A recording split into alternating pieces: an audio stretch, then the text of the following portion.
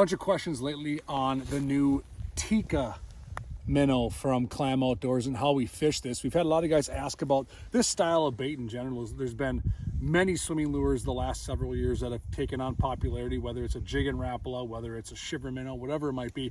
I'm fishing that Tikka Mino, and it's new this year from Clam. Let me show you how I fish this. So it comes in a variety of sizes from 1/8 ounce all the way up to, larger sizes for game fish. This one happens to be a smaller profile bait because we're under chasing panfish, perch, maybe a bass. And this is how I'm fishing it. I'm using 4-pound test line on this size. I'm using actually a dead meat rod. I like that flex in that tip because when I work that bait, I can see if a fish comes up and picks that bait up or not. So I'm fishing that 32-inch dead meat, 4-pound test line. Let me show you how we're fishing this bait.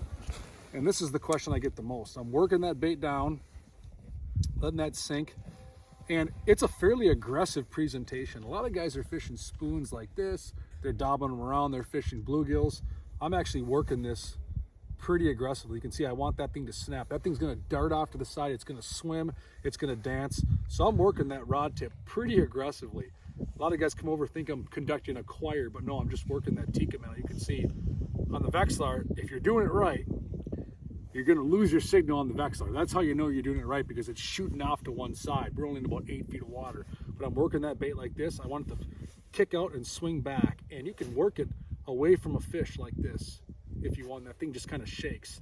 But the key to fishing this Tikka is those big 2-foot snaps, even a double snap, and you want that thing to shoot off to the side, and it always comes right back to position. And if you get a fish that comes in, doesn't want to take it, I'm working that bait. I'm working it away from it.